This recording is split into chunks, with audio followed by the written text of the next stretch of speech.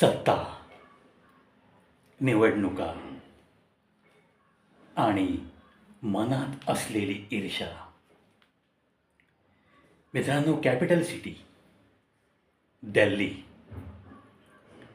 इथं जेव्हा सत्तांतर झालं तेव्हा एक नवीन पक्ष सत्तास्थानी आला आणि स्वतःला अगदी कॉमन मॅन अशी प्रतिमा समोर आणून लोकांच्या मनाचा कब्जा घेतला आणि अर्थातच पॉझिटिव्ह रिझल्ट्स. परंतु मोठी डिग्री आहे, हुशार बुद्धिमत्ता असलेलं व्यक्तिमत्व सिद्ध झालेलं आहे, विराजमान झाले महत्त्वाच्या खुर्चीवर. म्हणजे आज ज्या खुर्चीवर योगी आदित्यनाथजी यांच्यासारखा संन्यस्त व्यक्ती विराजमान आहे, म्हणजे ज्या खुर्चीवर योगी आदित्यनाथ यांच्या आधी सुरुवात झोपडपट्टीतनं झालेली पण एक महिला होती, परदेशात शिकून आलेला एका नेत्याचा मुलगा पण होता. त्यांनी त्या खुर्चीवर काय काय केलं हे सर्वश्रुत आहे. तशाच खुर्चीवर एक महाशय बसले आणि त्यानंतर हळूहळू खिशाला 5-7 रुपयाचं पेन लावणारा, संसद भवन, राष्ट्रपती भवन या ठिकाणी पायामध्ये स्लीपर चप्पल, जिसे हवाई चप्पल कहते हैं, ती घालून मिरवणारा, पाहता क्षणीच खूपच साधा माणूस असं वाटावं इतपत बोलताना खोकल्याची ॲक्टिंग करणारा, गळ्यात मफलर गुंडाळणारा, मला अस्थमा आहे याचं प्रदर्शन करत राहणारा हा व्यक्ती विराजमान झाला. आणि आज टोटो टॉयलेट हा विषय त्यांच्यामुळं गाजतोय. जो काही राहण्यासाठी 3-1 हजार स्क्वेअर फूटचा बंगला त्यांचा आहे, तो त्यांनी कशा पद्धतीने सजवला होता हे सगळं प्रकरण मद्य घोटाळ्यानंतर बाहेर आलंय. आता काही लोकांना वाटेल की हा पॉलिटिकल व्हिडिओ आहे. हा पॉलिटिकल व्हिडिओ समजू नका. याच्यामधनं एक मानवी प्रवृत्ती जी बदलत जाते त्याच्यावरती मला प्रहार करायचा आहे. तुम्ही अतिशय साधेपणाने जी खुर्ची मिळवली, लोकांसमोर जो एक साधेपणाचा आव मिरवत तुम्ही मतं मिळवलीत, त्याच्यानंतर तुम्ही ही वागण्यातनं सादगी दाखवू शकला नाही, हा साधेपणा दाखवू शकला नाही, आणि मग अपप्रकार करून जमवलेल्या पैशाचा विनियोग जर फक्त राहत्या ठिकाणी इतक्या मोठ्या प्रमाणात केला असेल, तर मग कमावलेली संपत्ती लपवण्या इतकी बुद्धिमत्ता तुम्हाला नक्कीच देवाने दिलेली आहे. कहता है ना कि चोर चोरी का माल तो अपने खुद के घर में कभी नहीं रखता. हे तर अगदी किरकोळ चोऱ्या करणाऱ्या चोराला सुद्धा माहीत असतं तत्त्व. त्यामुळं तिथं काही सापडलं नाही याच्यावर कोणीच जायचं नाही आहे. उलट त्यांनी एक फ्रेज लक्षात ठेवायची कि अगर शोरूम में इतना कुछ है तो गोदाम में कितना होगा. मतलब जर राहत्या घरामध्ये अशी काही इक्विपमेंट सापडत आहेत ज्यांचा ते अतिशय विलासी पद्धतीने उपभोग घेत होते. उदाहरणार्थ मी मुद्दाम सांगतोय, माझ्या सर्व आम नागरिकांसाठी, माझ्या सर्व अतिशय साधेपणाने रोजचं इन्कम 300-400 कमवल्याशिवाय जिथं चूल पेटत नाही आणि जी लोक या आम आदमी मी आहे असं म्हणल्यावर भयकून मतदान करतात, त्यांच्यासाठी मी सांगतोय. की ह्यांच्या मनातला खरा आमपणा काय आहे, यांचं रोजचं जीवन कशा पद्धतीने हे जगत होते जनतेच्या पैशावर. आता टोटो टॉयलेट हा विषय इतका गाजतोय, अनंत वाहिन्यांवरनं पेपरमधनं तुम्ही ते ऐकत असाल त्याचं वर्णन. म्हणजे शौचालय जे घरात असतं, आता मोठमोठ्या बंगल्यामध्ये प्रत्येक रूमला अटॅच शौचालय असतं. गेस्ट रूम म्हणून एक प्रकार असतो, छोटंसं बाहेर गेस्ट हाऊस म्हणून प्रकार असतो. ह्या सगळ्याला अटॅच असलेल्या कमोडसहित ज्या काही टॉयलेट असतात तेथे टोटो टॉयलेट बसवलेली बंगल्यामध्ये आढळली. मग हे काय आहे टोटो टॉयलेट? अहो, तुम्हा आम्हाच्या कल्पनेच्या पलीकडच्या गोष्टी आहेत या. एकतर इतकी सामान्य जनता भारतामध्ये राहते की अजूनही कमोड हा प्रकार कित्येक लोकांना माहीत नाही. मग त्याच्यातली ॲडव्हान्समेंट तर खूप पुढच्या गोष्टी, म्हणजे सुधारित कमोड कुठपर्यंत गेलेत ह्या गोष्टींची कल्पना न येणारा समाज आपल्या भारतामध्ये कमीत कमी 40% समाज आढळेल. मग अशा या गरीब देशाचा, एका कॅपिटल सिटीचा मुख्यमंत्री म्हणून बसलेला व्यक्ती एका राजशाही थाटात विलासी जीवन कसा जगत होता याचे दाखले आता बाहेर येत आहेत. मद्य घोटाळ्यानंतर, दारूमधल्या भ्रष्टाचारानंतर. या टोटो टॉयलेटची थोडीशी माहिती मी माझ्या रसिकांसाठी सांगतो. हे टॉयलेट असं आहे की ज्या ठिकाणी तुम्हाला मध्यमवर्गीयांकडच्या कमोडला हात लावून त्याचं झाकण उघडावं लागतं, नंतर सीट कव्हर खाली पाडावं लागतं. ह्या सगळ्या गोष्टी हाताने कराव्या लागतात. तिथे काहीही हात लावायची गरज नाही. म्हणजे कमोड विथ रिमोट कंट्रोल. सामान्य लोकांना समजेल असं सांगतो. टी व्हीला जसा तुमच्या हातामध्ये एक रिमोट कंट्रोल नावाचं बटन तुम्हाला छोटंसं हातात मावेल असं एक छोटं मशीन तयार केलेलं असतं, त्याच्यावर बटणं असतात. त्याच्यावरनं तुम्ही जसे चॅनल बदलता तशीच बटणं असलेला रिमोट, हा रिमोट घेऊन त्या टॉयलेटला जायचं आहे आणि बटणं दाबल्यानंतर सर्व ॲटोमॅटिक, आपोआप जे काही झाकण उघडायचे ते उघडलं जाणार आहे, सीट टाकायचे ते सीट टाकलं जाणार आहे. त्याच्यानंतर एक एक बटन दाबल्यानंतर तुम्हाला जर काही थंडीचे दिवस असतील आणि बसल्यानंतर जर गारठा वाटत असेल तर सीट टेम्परेचरचं एक बटन आहे त्या रिमोटवर. ते दाबल्यानंतर ते टेम्परेचर, त्याचं तापमान तुम्ही ॲडजस्ट करू शकता. त्यानंतर पाण्याचं तापमान जर खूप थंड असेल तर त्याचीही ॲडजस्टमेंटचं बटन आहे. त्यानंतर बसल्यानंतर जो काही आपला 5-7 मिनिटाचा कालावधी जातो, तुम्हाला जर वाटलं की त्या पार्श्वभागाला काही मसाज झाला पाहिजे, राजविलासी, पूर्वीच्या राजे राजवाड्यांकडे सुद्धा या सोयीसुविधा नव्हत्या. अर्थात त्या काळात हा इलेक्ट्रिसिटी, रिमोट, टी व्ही ह्या ॲडव्हान्समेंट झालेल्या नव्हत्या, तो भाग आला एकदा. पण त्यांच्याकडे जी साधनसंपत्ती होती त्याच्यामध्ये सुद्धा विलासी जीवन जगण्याचं कधी त्या राजा लोकांच्या मनात आलं नाही, ते आपल्या या आम इन्सानच्या मनात आलं.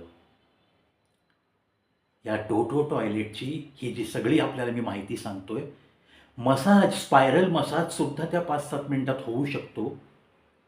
पाणी हवं तितकंच बाहेर पडू शकतं.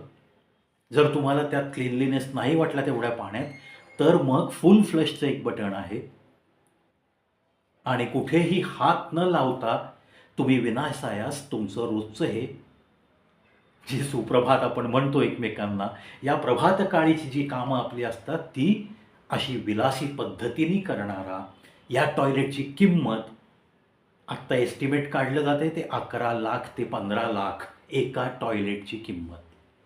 अर्थातच आता बंगल्यात अटॅच टॉयलेटच्या रूम्स जेवढ्या असतील तेवढ्याने याला गुणावं लागेल.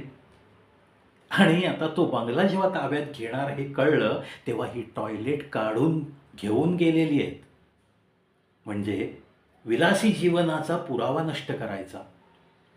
आणि हाच प्रकार आपल्या या उत्तर प्रदेशच्या त्या खुर्चीवर बसलेल्या फॉरेनमधून शिकून आलेल्या आणि आज लाल टोपी घालून मिरवत असलेला यांनी सुद्धा एक स्विमिंग पूल बांधला होता विलासी जीवनासाठी, फक्त त्यांच्या कुटुंबासाठी स्विमिंग पूल. तो सुद्धा तोडफोड करून ती व्यक्ती त्या बंगल्यातनं निघून गेली. हेही आपण वाचलं आहे, ऐकलं आहे. अशा प्रवृत्तीची माणसं जर आपल्या या पब्लिक सेक्टरमध्ये समाजसेवेच्या या राजकारण क्षेत्रामध्ये वावरत असतील तर जनतेने सावध नक्की झालं पाहिजे. पुन्हा त्याच माणसांना तुमच्याच पैशाचा भ्रष्टाचार करून अजून किती मोठं करत राहणार. म्हणजेच आज जो प्रामाणिकपणाचा आव आणून तुमच्याकडे येतोय, तुमच्या दारात येतोय, एकदाच येणार आहे 2-4 वेळा. तो मौसम चालू होईल आता. पण आकलन शक्ती आपली जागृत ठेवा. आणि अशी जी विलासी माणसं जगतात नंतर खुर्चीवर आल्यावर, त्यांना एकदा जुना रस्ता नक्कीच दाखवा.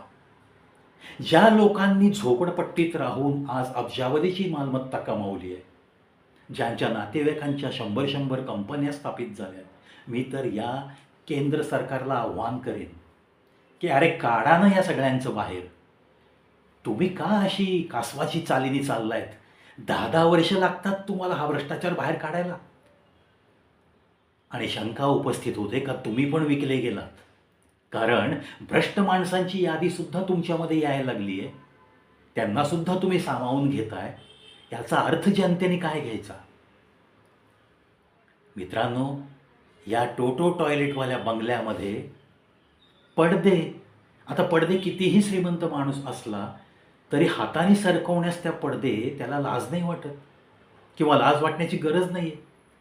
फार तर ॲडव्हान्समेंट म्हणजे अशा साईडला काही दोऱ्या वगैरे असतात, त्या दोऱ्या लावलेले पडदे, म्हणजे पडद्याला हात न लावता नुसती ती दोरी खेचली की पडदा झाकला जातो. तो खिडकी वगैरे जो भाग आहे, दरवाजा खिडकी, ती झाकली जाते आणि ती दोरी वेगळ्या रीतीने ओढल्यानंतर तो पडदा ओपन होतो. ती खिडकी, तो दरवाजा त्या पडद्यातनं मुक्त होतो आणि बाहेरचं तुम्हाला दिसू लागतं. आणि तो व्यक्ती आतमध्ये आल्यानंतर त्याच्याकडं असलेल्या बॉडी सेन्सर जो त्या पडद्याला सेटिंग केलेलं आहे, त्यानुसारच ते पडदे उघडणार आणि झाकले जाणार. म्हणजे ती खिडकी, त्याला ते पडद्याचं आवरण कशा पद्धतीने येणार की हा व्यक्ती त्या रूममध्ये गेल्यानंतर त्याच्या बॉडी सेन्सरनी ॲटोमॅटिक तो पडदा चालू होईल किंवा ती खिडकी उघडी करायची असेल तर तो पडदा बंद झालेला दिसेल. म्हणजे या पडद्याच्या हालचालीला सुद्धा हात न लावता सर्व काही ॲटोमेशन केलेले पडदे, त्याची किंमत त्यांनी काढली अख्ख्या बंगल्याची 4.5 ते 6 करोडचे पडदे. बंगल्याच्या अवतीभोवती जेवण झाल्यानंतर हा राजा माणूस शतपावली करायचा. अर्थात बंगल्याचा आवार मोठा, 3000 स्क्वेअर फूट, म्हणजे खूप मोठा बंगला झाला. त्याच्यामध्ये फिरलं तरी खूप छान व्यायाम होतो.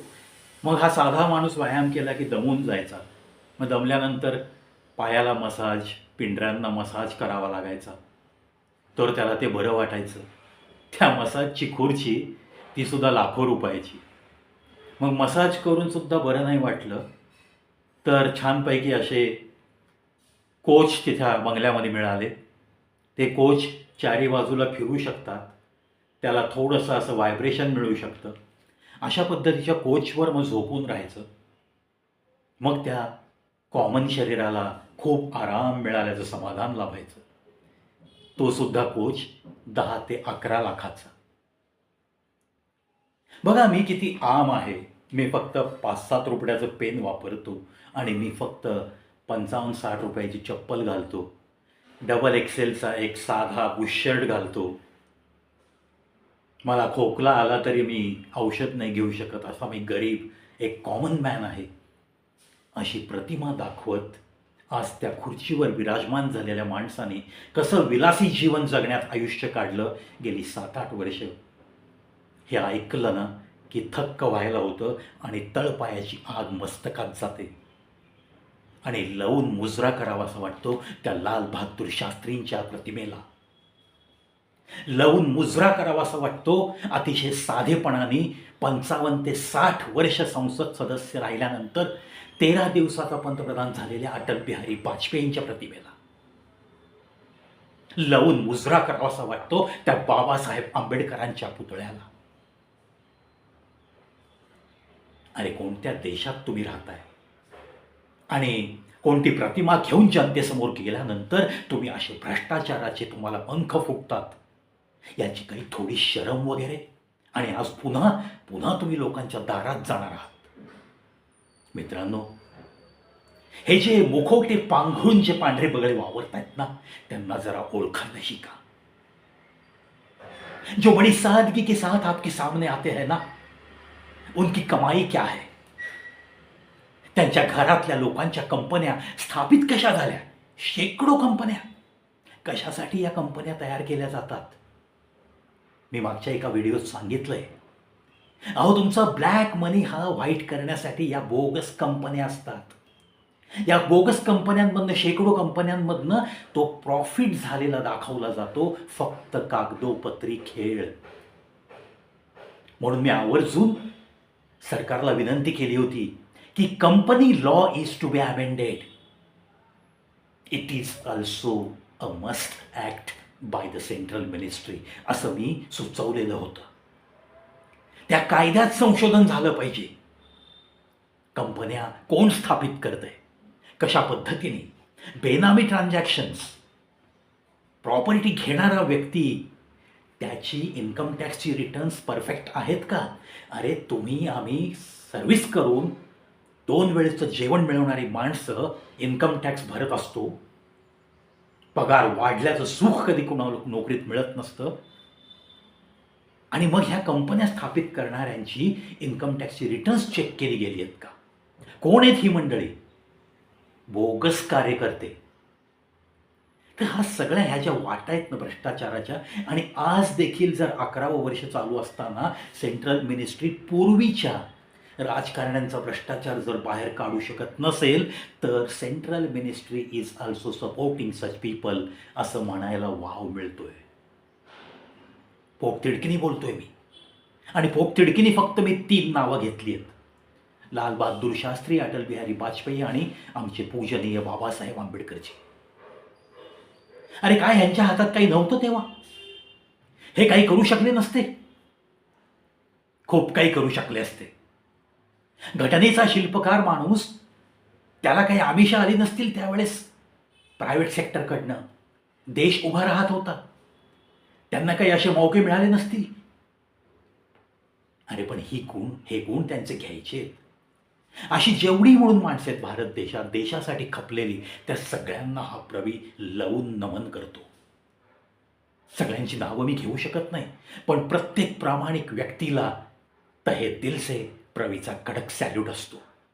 प्रत्येक अशा व्यक्तीला हा प्रवी कडक सॅल्यूट करतो जो स्वतःच्या जगण्याबरोबरच समाजाचं जगणं कसं हितकारक होईल याच्याकडे लक्ष देत असतो.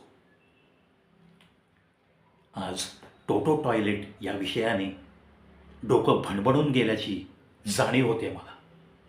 आज त्या शीश महलमधल्या या विलासी सगळ्या वस्तू ज्या आज बाहेर प्रगट झाल्यात, त्याचं विलासी जीवन काय होतं आणि समाजापुढचा त्याचा एक आम चेहरा काय होता, हे बघून खरंच खटकतं मनाला की लोकांच्या भावनांचा चक्काचूर करण्याचा अधिकार यांनी घेतला आणि त्या भावनांचा चक्काचूर केला.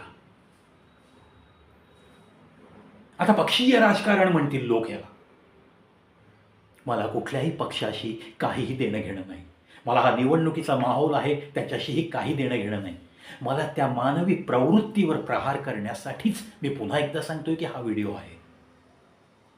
ज्यांना अशा मानवी प्रवृत्ती ज्या बदलतात याच्याविषयी चीड आहे, अशा लोकांनी नक्कीच हा व्हिडिओ एकमेकात शेअर करा. खूप मोठं शेअरिंग, खूप मोठं माझ्या चॅनलला सबस्क्रिप्शन्स या अपेक्षेने मी कधीच या कॅमेऱ्यासमोर नाही आहे, हे माझ्या पहिल्या व्हिडिओपासून सांगतोय. आणि आज हा 7437वा व्हिडिओ आहे. मित्रांनो, एक तळमळ हवी आहे की हा देश माझा आहे. या देशाला प्रगतीपथावर न्यायचं आहे मला. अगदी प्रत्येक माणूस रतन टाटा नाही होऊ शकत, बिलकुल नाही होऊ शकत. आजच्या श्रीमंतांची जेवढी कमाई आहे ना, तेवढी त्या माणसाने आयुष्यात केलेलं चॅरिटी वर्क आहे. समाजसेवेसाठी वाहून टाकलेला पैसा आहे त्यांचा. टाटा कॅन्सर रिसर्च सेंटर घ्या. अशी अनेक कामं करून हा माणूस शेवटचा श्वास घेऊन निघून गेलाय. अरे स्वर्गाचे दरवाजे सुद्धा त्याची वाट बघतायत. स्वर्गाचे दरवाजे सुद्धा उघडले जातात अशा व्यक्तींसाठी. ठीक आहे, तुम्ही रतन टाटा नाही बनू शकणार, तुमची पात्रताच नाहीये, तुमची काय आमची काय. अरे पण कुठेतरी थोडं तरी देशासाठी योगदान. का देशाच्या तिजोरीतनं नुसतं काढायचा माल आणि स्वतःच्या तिजोऱ्यांमध्ये गुप्तरित्या भरायच्या तिजोऱ्या, हाच धंदा 60-65 वर्ष कित्येक शेकडो लोक करतायत. सध्या असलेले जे काही लोकसभा विधानसभेत आहेत ना, they are coming repeatedly. Ticket कुणाला द्यायचं हा अधिकार घेऊन बसलेली जी ही महासत्ता पिपासू मंडळी आहेत ना, त्यांना तुम्ही आम्ही बदलूच शकत नाहीत अशी अवस्था या देशाची झाली आहे. आवाज उठवण्याचा प्रयत्न केला की त्याचा मनसुख हिरेन होतो, हेही मला माहिती आहे. तरी पण जनतेला मी आव्हान करतो की अशा प्रवृत्तींचा कमीत कमी विरोध करायला शिका, प्रोटेस्ट करायला शिका. तुम्ही नाराज आहात त्यांच्यावर हे दाखवण्याचा तरी प्रयत्न करा. जेव्हा 5 वर्षांनी तुम्हाला एकदा संधी मिळते, त्या संधीचं सोनं करायचा प्रयत्न करा. जातीभेद करून कुठल्याही पक्षाकडे बघू नका. व्यक्ती चांगली आहे ना. सांगोल्याचं उदाहरण देतो मी आमच्या साईडचं. सन्माननीय गणपतराव देशमुख, अरे संपन्न आयुष्य, 93-94 वर्षाचं आयुष्य जगून त्या व्यक्तीने अलविदा केलंय. शेकापचे आमदार. विचार करा तुम्ही, 11 ते 12 वेळा माणूस विनासायास निवडून येतो आणि आपली जनमानसातली प्रतिमा शेवटच्या श्वासापर्यंत टिकवतो. तेही आमदार होते, काय त्यांना काही चान्स नव्हते? कधी कुठल्या भ्रष्टाचारामध्ये नाव ऐकलं तुम्ही? अशी अनंत माणसे आहेत, त्यांच्यामुळं हा देश जिवंत आहे. अदरवाईज याचा पाकिस्तान होण्यास अवधी लागला नसता. मित्रांनो, अनंत धोके समोर आहेत आणि अशी अनंत माणसं आहेत ज्यांना बाजूला करणं गरजेचं आहे. ज्यांची विलासी प्रवृत्ती आज समाजासमोर आली आहे, ती सगळ्या समाजासमोर नेण्याची गरज आहे. ज्यांना मिळणारं मानधन, ज्यांना हयात मिळणारी पेन्शन ही सुद्धा कमी पडते. आमदार झाला की त्याची पेन्शन वेगळी, खासदार झाले की त्याची पेन्शन वेगळी. हा नियमसुद्धा बदलण्याच्या मार्गावर आपण गेलं पाहिजे. सरकारी नोकरांना पेन्शनेबल जॉब जिथं जिथं आहेत त्या गव्हर्नमेंट ऑफ इंडिया अंडरटेकिंगमध्ये 20-20 वर्ष घासल्याशिवाय पेन्शन नाही आहे. आणि इथं 5 वर्ष नगरसेवक म्हणून झाला की त्याला पेन्शन चालू होते. 3 वर्ष आमदार राहिला, सरकार कोसळलं 1 वर्षात, तरी पेन्शन लागू होते. थोडकी नाही. आजचा रेट आहे तो 75-80 हजाराचा. कोणाचा पैसा आहे हा? जनतेचा पैसा आहे. विलासी प्रवृत्तीने वागणाऱ्या या सर्व नगरसेवकपासून खासदारापर्यंतच्या लोकांचं थोडंसं तुम्हाला अवलोकन करणं आता खूप गरजेचं झालं आहे. आणि फक्त देश सर्वतोपरी ही भावना जोपर्यंत प्रत्येक नागरिकाच्या मनात उत्पन्न होत नाही, तोपर्यंत मला नाही वाटत की मेरा भारत महान असं आपण अभिमानाने म्हणू शकतो. चला प्रयत्न करूयात. सुरुवात स्वतःपासून करूयात. मी अवलोकन करण्यास सुरुवात केलेली आहे, तुम्ही पण करा. जिथं जिथं म्हणून तुम्हाला ही माणसं भ्रष्टाचारी दिसत आहेत, जिथं जिथं म्हणून त्यांच्या आमदाराच्या पगाराच्या मानाने त्याच्या कुटुंबाकडे विलासी प्रवृत्ती दिसते, तिथं तिथं त्यांना त्यांची जागा दाखवण्याची हीच वेळ आहे, इतकं मी निक्षून सांगतो. आणि विलासी प्रवृत्ती लोकांची कामं करणाऱ्यांच्या मनामध्ये जर जागी राहत असेल, दिसत असेल, तर तिथं प्रहार आपण केलाच पाहिजे. It is our constitutional right. निर्भीडपणे बोला, निर्भीडपणे व्यक्त व्हा. इथे प्रत्येकाला अधिकार आहे. फक्त पांढरे कपडे घालणाऱ्यांना तो अधिकार दिलाय असं काही नाही आहे. देश सर्वतोपरी. जय हिंद, जय भारत.